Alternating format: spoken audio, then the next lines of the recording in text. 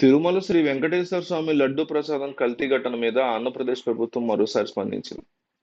తాజాగా సుప్రీంకోర్టు చేసినటువంటి వ్యాఖ్యల నేపథ్యంలో మంత్రి డీజీపీ స్వామి రియాక్ట్ అయ్యారు. హిందువులు పవిత్రంగా భావించే శ్రీవారి లడ్డూ కల్తీ అయిన మాట వాస్తవమని, తమ వద్ద ఆధారాలు ఉండబట్టే సీఎం చంద్రబాబు మీడియా ముందుకొచ్చారని తెలిపారు. అయితే న్యాయపరంగా కొన్ని అంశాలు తెర మీదకు రావడం సహజమేనని అన్నారు. సుప్రీంకోర్టు లేవనెత్తిన అన్ని ప్రశ్నలకి తమ వద్ద సమాధానం ఉందని మంత్రి స్వామి, ముఖ్యమంత్రి చంద్రబాబు నాయుడికి అమిత భక్తుడు కావటం వల్లే రహస్యాన్ని సైతం బయటికి చెప్పారన్నారు.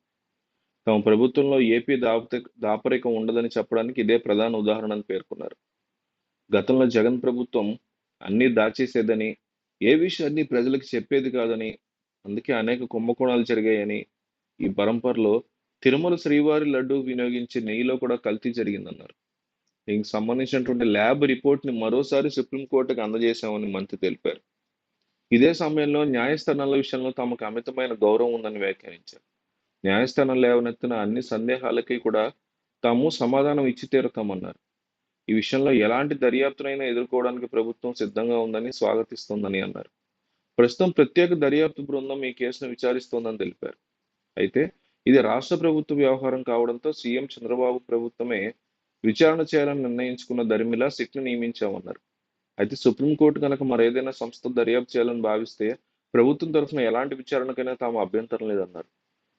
సిబిఐ సహా స్వతంత్ర దర్యాప్తు సంస్థ కానీ, మాజీ న్యాయమూర్తితో కానీ విచారణ జరిపించవచ్చని, సర్కార్‌కి ఎటువంటి అభ్యంతరం ఉండదని అని అన్నారు.